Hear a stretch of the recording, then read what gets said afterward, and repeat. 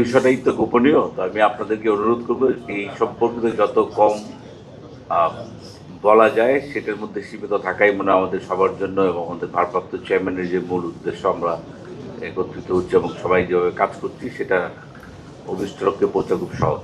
তারপরেও ব্রডলি আপনাদেরকে বলি, আমাদের যে আহ, দলগত যে নিরাপত্তা ব্যবস্থা সেটা সর্বোচ্চ ব্যবহার করা হবে। এর মধ্যে ক্ষুদ্র একটা অংশ হলো চেয়ারপারসন সিকিউরিটি ফোর্স, তারপর আমাদের দলীয় নেতাকর্মী এবং সর্বোপরি বাংলাদেশে আপাময় জনসাধারণ। এটা হলো আমাদের নিরাপত্তার মূল ভিত্তি।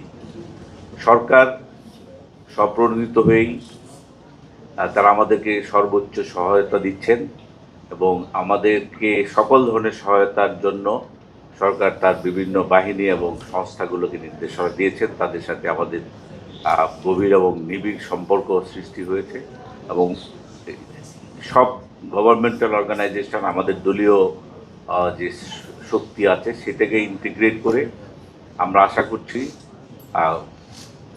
আমাদের জানা মতে যতটুকু নিরাপত্তা থ্রেট আছে তার চাইতে আরো অনেক শক্তিশালী নিরাপত্তা ব্যবস্থা আমরা সৃষ্টি করতে পারি সরকারের সকল সংগঠনে। আর আপনাদের মধ্যে অনেকেরই একটা ধারণা এবং অনেক আমরা নিউজ দেখি এসএসএফ সরকারের একটা অংশ। আমরা স্পেসিফিক্যালি আমাদের ভারপ্রাপ্ত চেয়ারম্যান নিরাপত্তার জন্য আমরা এসএসএফ কখনো রিপোজিশন দেই নাই, কিন্তু অনেকেই অনেকগুলো হয়তো বিভিন্ন সোর্স থেকে আপনারা পেতে পারেন। আমরা সরকারের কাছ থেকে সার্বিক সহায়তা পাচ্ছি এবং এই জন্য আমরা সরকারের প্রতি কৃতজ্ঞ।